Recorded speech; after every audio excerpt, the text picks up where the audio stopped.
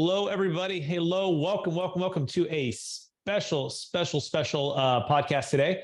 Although we are streaming on Capital Gains Tax Solutions, the next CRA Secrets podcast and YouTube channel, we are here today to raise some awareness and make an impact. Part of what we believe here at Capital Gains Tax Solutions is making an impact with the gifts and talents we've been given and spreading awareness to help those most in need. And so today, I'm ecstatic about our guest. He is my pastor from a very young age. In fact, youth group since I thought seventh grade when they snuck me into the ninth grade. I had cousins and brothers that were older than me.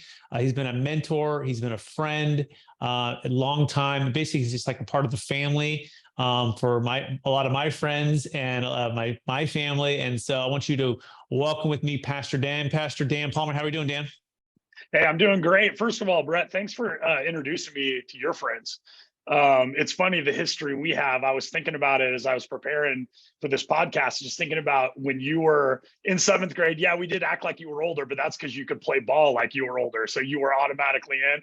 But I just remember when we were young, I was working like 80-hour weeks as a youth pastor, making about $36,000 a year. And you guys were in high school and had nothing. And we would talk about the impact we were going to make. And we had nothing to do it then, but now we're grown. And it's just such an honor to me that now that you're grown, you're making an impact in the world, but you haven't forgotten taking care of people in need. And we're doing it. And a lot of the wells that the people are going to hear about are because a lot of people that grew up and they had this dream about, man, one day when I have things, I'm going to use it to build the kingdom and to make a difference in the lives of other people. Now they're there.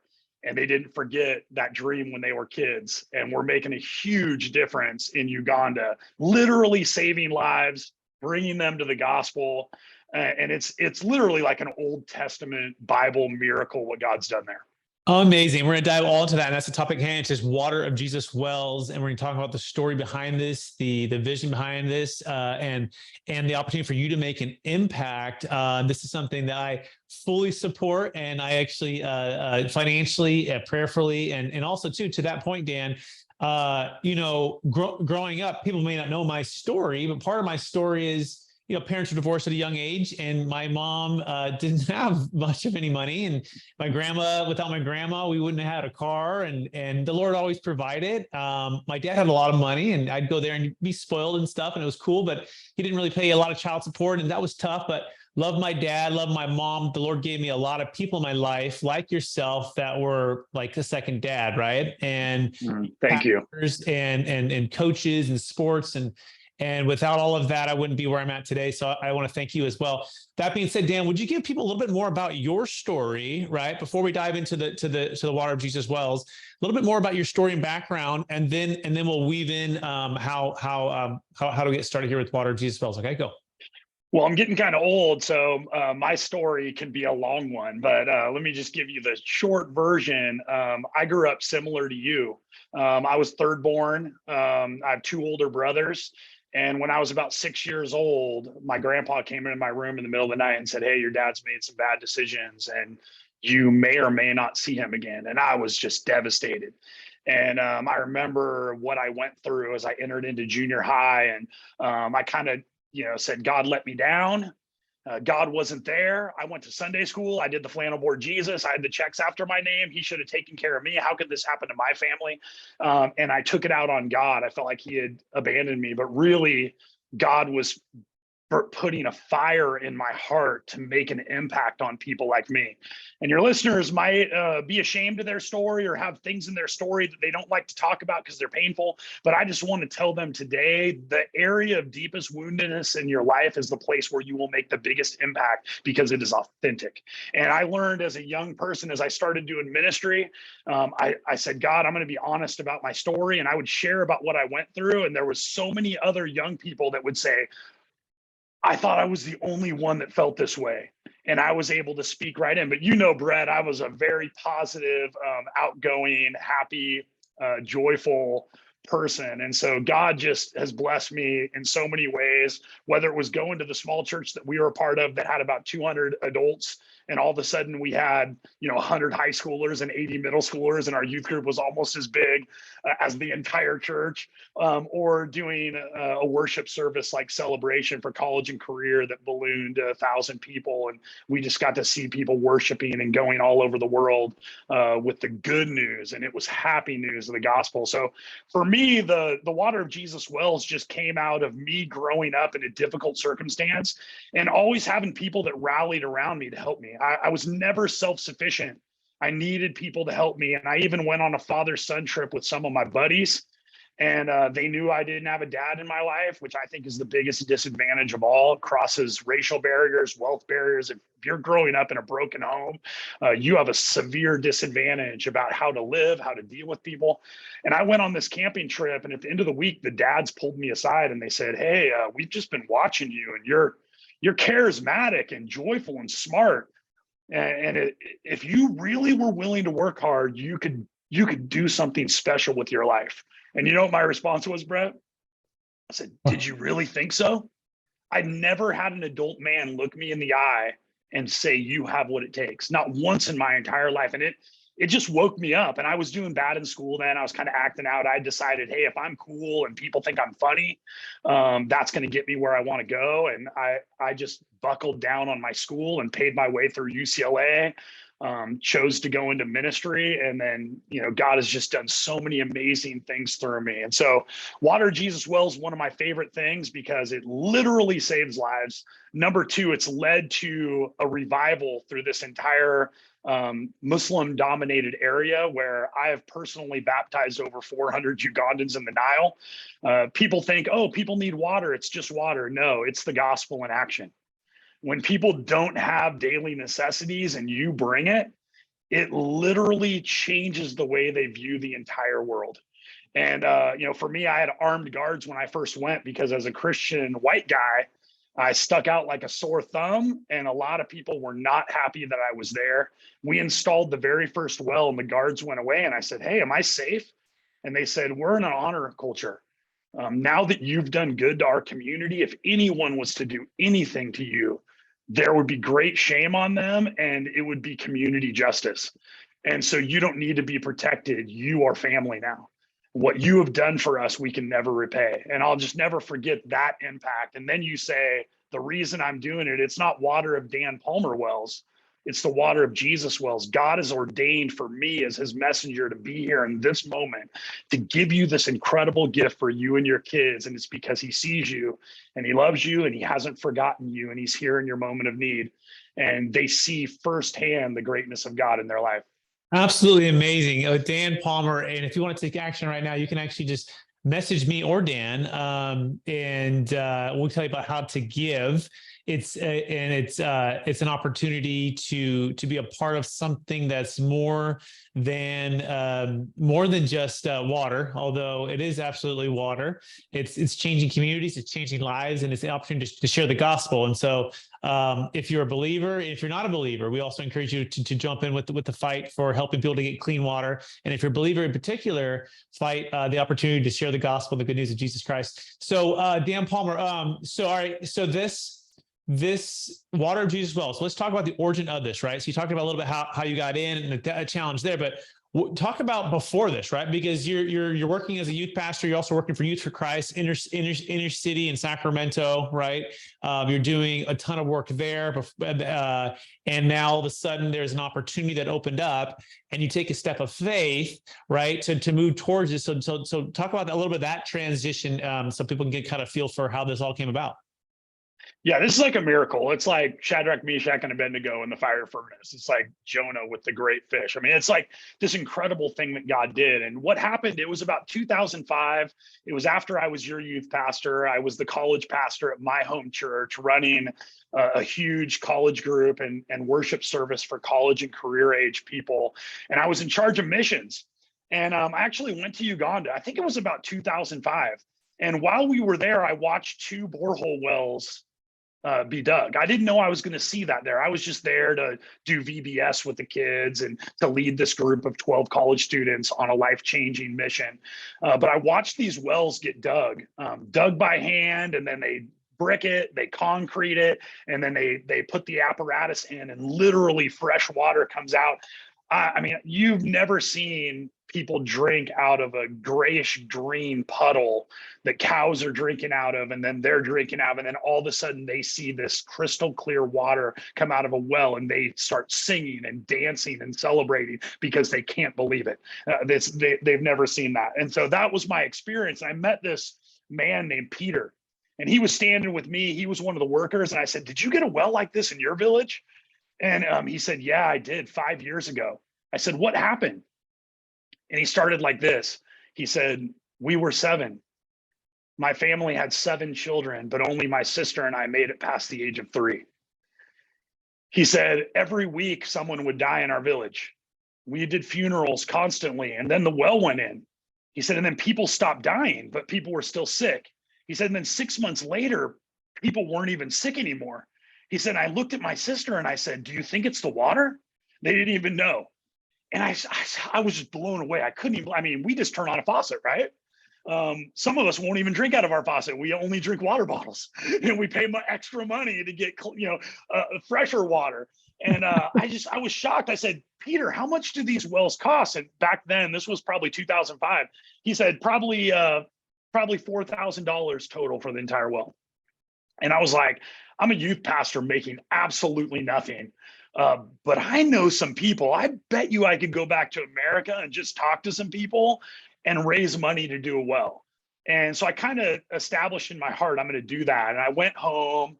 My oldest son, Caleb, was already born. Tyler was born right afterwards. And you know how you of all people, Brett, know about having a lot of little kids. And I never did it. I kind of blew it. I had this opportunity and I bypassed it. About 10 years went by. Now my kids are older. They're playing Little League and doing all kinds of stuff. And I was preaching in my local church, and I was doing a message on discipleship, and I was talking about this story in Uganda as a self-deprecating message. So I was talking about discipleship, and I said, this is how God works in your life. He gives you an innate passion. He gives you this passion that's built into you because you're created in the image of God. And then he gives you an experience that brings that passion to life. You might not have even known that passion was there, but you have this experience and it fans that spark into a flame. And now you're excited. This passion comes to life.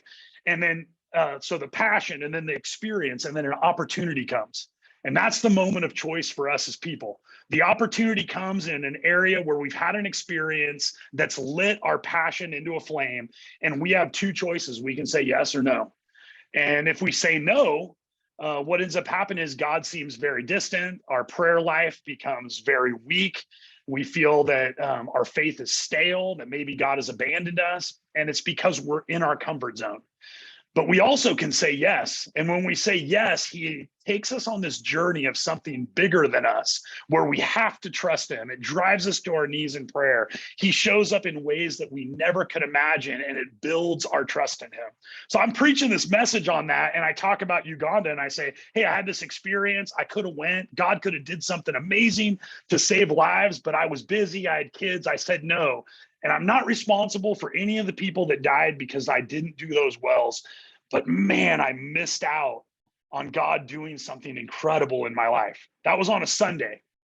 Tuesday, one of the college students from 10 years before that went on that trip, who didn't attend my church, since then he had become a professor at William Jessup University. He calls me and he says, hey, you might not know this, but I've been going to Uganda every year since you took me.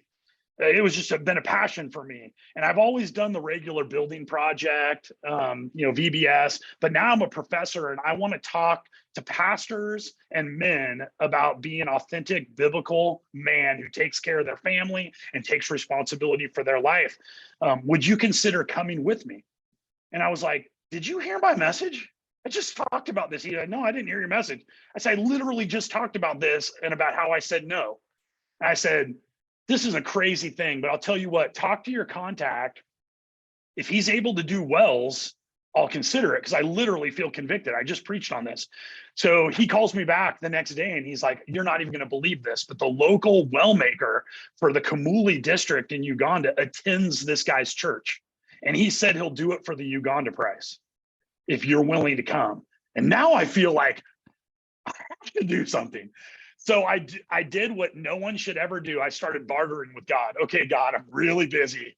I got 2 kids. I'm the coach of the Little League team. I'm a pastor at this church. I do not have time to travel to Uganda and do these wells. But I'll tell you what, I think it probably is going to be about $12,000 for me to get there, do 2 wells, and I'm going to make a list of 12 people. And I'm just going to call these people. And if you provide $12,000, I'm going to take that as a sign that you want me to go. And if you don't provide it, I'm going to take that as permission not to go. So this is my prayer. And so Saturday morning, so I preached on Sunday. The guy called me on Tuesday. Wednesday, he said, the well guy's there. We can do it. Saturday, I have my list of 12 people, childhood friends, people that had been in my ministry, guys like you, Brett. I get on the phone. I get through 6 calls. I have $18,000 already. Now, for people that are listening and that are really wealthy, might say, oh, what's the big deal? $18,000. For me as a pastor making like $42,000 at that point a year, that was like unbelievable. That was like 6 months wages that came in 2 hours of phone conversations. These people were like, we're in. That is like so exciting. So I went, I did the wells. I came back. I told a couple of my buddies, you got to go with me. We went back, we did 3 more. I'm flying back. One of my buddies he was a high school leader when I spoke on Catalina Island. He texts me and he's like, I just saw what you did. I want my church in Colorado to be involved. Can I meet you there? I said, I'll meet you in Dubai. They come, we do 9 more. Next thing we know, churches are like, hey, there's a lot of need there. Can we build a school? So we build a school. So we have a school that has over 400 orphans of people that have died of AIDS or waterborne disease. Then I go back and the imam of the mosque comes to us and he says, I want to give my life to Jesus. And we go, why? He goes, I hated that you came. I hated that you came. I hated that you put this well in my village and it said water of Jesus well. And then he paused and he goes, but I need water. So every day when I get water, I have to accept the fact that Jesus gave this water to me. And one of the special things about water of Jesus well is the Muslim wells are only for Muslims. But when I put these wells in, I dedicate them. The first question I ask is, who here has lost a child to waterborne disease? Every mom raises their hand, every single one, every time. That's how prevalent the death of these young kids drinking drowned water is. Second thing I say is, this is a gift from God to you. Not if you're a Christian, not if your life is all together. This is a gift from God. He causes the sun to rise on the righteous and the wicked. He loves you. Time is short, but this is the day of salvation. You can receive this gift from him. And guess what? He has greater gifts for you if you're willing. He wants to know you and have a relationship with you. And it just transformed that whole area. Like I said, 400 Ugandans baptized in the Nile, which is insane. I had no intention that was going to happen, and it just did. So that's a little bit of the background. It literally has been an Old Testament miracle. Absolutely amazing. And I took some massive notes here, and I want to pull out some nuggets. So I love how you said passion, experience, opportunity, right? Like we've been given gifts, we've given passions. We believe if you're believers from the Lord, he's instilled these things inside of us to have some kind of either for justice, for giving, for helping others, right? And that's a good thing, but it doesn't stop there. Then there's experiences that you go through, and those experiences, by the way, can help to put yourself in a position to bless others with those experiences. All of a sudden, you have a unique skill set that's been developed through forging of experiences, and or an experience where you get to see the opportunity for this thing to come to life. It gets fueled, right? All of a sudden, that passion starts to grow into like a fire, like you said. But then there's a time when there's an opportunity now. Now it's like, are you going to take a step of faith And then it goes yes or no at that point. It's kind of a fork in the road, and no leads to typically comfort zone. Like, the excuses, like you said, I had the 2 kids, and I'm a pastor, and I'm a baseball coach, and I leave my family and flying to Africa, and all the things that our mind takes us back to, the fears, right? The uncertainty, the anxiousness. Or you say yes, and it's an unbelievable journey, right? Of faith and dependence on the Lord. You have a chance to grow your character, to grow the difference and make an impact, to step into something bigger. I love the way you said that. And that helps to build trust in him for the next big journey. Yes. And also helps the Lord to build trust in us, right? That he can trust us with more because we were faithful with this calling. And so any thoughts on that, Dan? Did I catch that pretty good? You did. That is unbelievable. Yeah, I look at it, and there's another aspect to it that I think is really important. We live in a world that's very divided, that's very dark, and people seem to lack hope in the future. And when we step out in faith, the supernatural God that has more power than us still does miracles. He's the same God as all those Bible stories you heard as a kid. And when he shows up, it reminds you of the end of the story. We might be in a dark chapter, but guess what? At the end, there's glory, and there's worship, and there's hope, and there's love, and there's life, and there's peace, and there's purpose. And so for me, that brings that to life, where I look at some of the things that seem unchangeable to me, and I just go, they're not with God. And all I have to do is be faithful. I'm not the one that's going to make this happen. I'm just the one, the instrument that he's going to use to do something special. And if I say no, I miss that opportunity, he'll just slide someone else in, and they'll have that incredible experience. But if I say yes, I get a front row view to God doing an amazing thing. Absolutely incredible. And I can speak for my family, for my friends, for my entire history, that everything Dan is saying is straight from his heart and straight from taking action. And like he even said before, there's times when he didn't take action. There's times when we don't take action, right? But this is an opportunity to take action, right? And that's the beautiful part of this, that you are physically going there with teams now, and you're leading the charge to build all these wells. So give us some of the stats, Dan. How many total wells to date so far? What's it? Yeah. I'll break that down, right? What's the breakdown? How maybe you innovated the process and the efficiency of this, and how is it growing? What's kind of the latest right now? And then we'll kind of give a call to action. Yeah, each well probably serves about 200 families. And when I say it serves 200 families, it means they take a jerry can and they walk up to a mile to fill their jerry can up, and then put it on their head and walk back. And a lot of times you'll see a kid that weighs like 40, 50 pounds, and they got this huge yellow jerry can on their head, walking it back to their home. But before this fresh water, they were drinking out of puddles on the ground. If you can imagine that. And Uganda, people think of Africa, a lot of times they think of desert, but Uganda is called the Pearl of Africa. It's very humid. It rains almost every day a little bit, and then it's like 100 and something degrees, kind of like Florida or whatever. So you get like a downpour, and then it's just blazing hot. But everything's wet from the humidity, so everything's green and beautiful. I mean, it is a beautiful place. And so you basically have all of this beauty all around, and yet people are living in squalor. I mean, I'm not even kidding. Like, branches folded next to each other, and then clay smeared over it, and an open fire. The first time I went to Uganda, I kept seeing all these kids with big burn marks on their chest or their back. And I was like, man, is this some kind of terrible punishment that they do in their community? And I found out it's because they have to make fires on the dirt floor of their huts to cook their food or to boil their waters. And so when their kids are toddlers, they're toddling around that little space, and invariable at some point they fall onto the fire. And that's what all those burn marks were. But I just share that story to say, like, you can't fathom as an American what these people need. And so when people fund this, I get to be the boots on the ground, but I always tell people, God's given us all gifts. We do it together. If you're funding it and I'm the one that goes, we are a partner. We are partners. We are a team going to make a difference. I can't do it without you. You can't do it without me, but together we can do this incredible thing. So we've done 34 wells. 4 of them are in process. 34 wells. We have a school that has close to 400 students on it. We've done women's conferences. They just had a women's conference that the church put on. I do the wells. The churches are doing these other activities, so I'm not trying to steal their glory.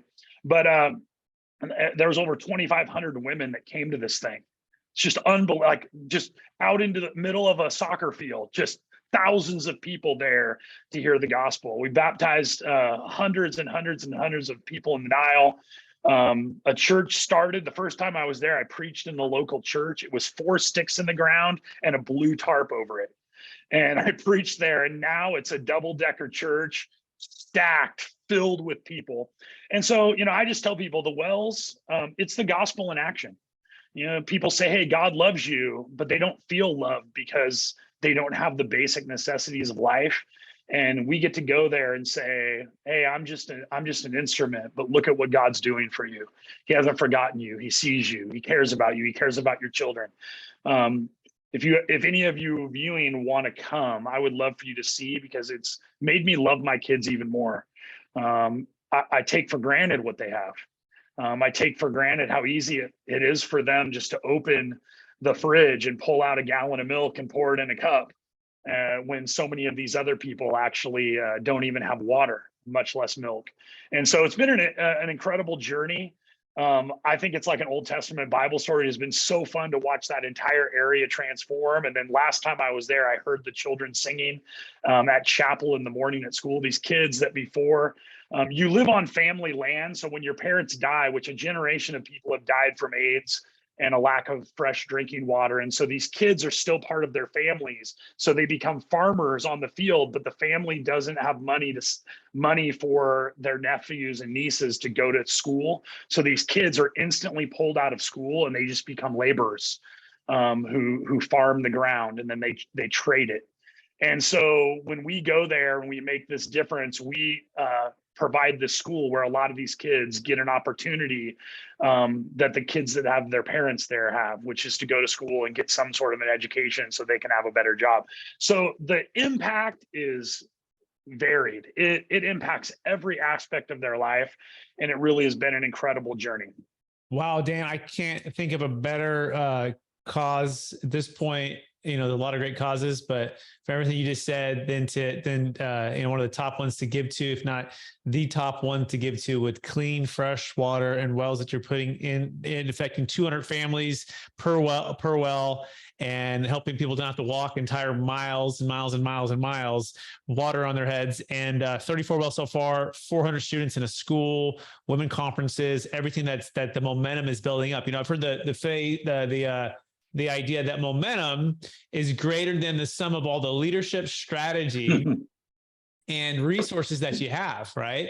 And so it sounds like you've built some momentum, and it's only just getting started, right? You've got the people on the ground, you've got the community rallying behind you, and you've got others that are also branching out and starting the women's conferences, right? And now it's a matter of just pouring fuel, in this scenario, money on this momentum. And, instead of 34 wells, go to 340 wells, right? So 340 wells right. would basically be, you said about 4,000 a well, right? So at 4,000 times 300, that would be about $1.2 million. So $1.2 million would basically build 300 wells. Did I do the math right on that? Let me look it up. Math isn't necessarily my. Yeah, it's 300, right? Because it's 4,000 a well, right? I just did it. Yep, times 300. Yeah. Yeah. So 1.2 million equals 300 wells. And so if you're listening to this and you want to be a part of this, even if it's $100 or if it's $4,000 or it's $40,000, whatever it is that you are feeling maybe encouraged or called to give, we encourage you to contact us right now. You can find me on Instagram, on Facebook, to say, hey, I saw the Water of Jesus Wells with you and Dan. Love the opportunity to give, and we can talk about how to give and also get a tax deduction on this. We're here about tax flow, right? We want to make sure we're taking advantage of all the opportunities to also be good stewards with the tax laws that we've been given by being able to give and get a tax deduction on our tax returns. Dan, anything else to add before we wrap it up? Yeah, I want to say one thing. You said, oh, you've done this and you've done that. I just tell you, in my years of ministry, I've seen a lot of people try to do a lot of different things. But like scripture says, unless the Lord builds the house, they labor in vain who builds it. Blackaby, in his book, Experiencing God, he said, do you want your life to matter? Find out where God is working and get involved there. And so when I think about this journey, this is, I try not to take any credit for it. This is a miracle. This is a movement of God. I didn't even want to go in the beginning. I preached a sermon and then he convicted me by giving me a call 2 days later where I was like, I can't blow it again. I literally just talked about this. I can't have any integrity if I don't go. And I still bartered with him and said, hey, you have to provide this or I'm not going to do it. And he did it. And he's just continued to do it and do it and do it. And so if you're out there saying, hey, I've been looking for something to be involved in that's a true movement of God, I would just tell you, God has been in this from the beginning. It has been a miraculous journey. There's so much more to do, and I would love to include you in it. You will be my partner, my partner in experiencing God do an incredible thing. Can't do it alone. And I welcome anybody to come because God's at work there. So Amazing. Thank you guys all for listening. And I'm passionate about this. I'm excited about it because I've got to see it firsthand. There's actually a 6-year-old now. And I found out on my 4th trip, they introduced me and they said, we want to introduce you to our son. Let me tell you what his name is. Prince Daniel Palmer Balabaikubo. Not just my first name, my last name is his middle name. And I was so honored by that, but it spoke to the fact that God had transformed their lives so much that they took a middle-aged white guy's name for their kid. God bless you, Dan. Thank you so much. Everyone out there, again, if you are wanting to give and get involved, just contact me or Dan, Facebook or Instagram, or you can email me, Brett@capitalgainstaxsolutions.com, and we can talk about how to give. And thank you so much. And we appreciate it. Share this with someone it can be encouragement to.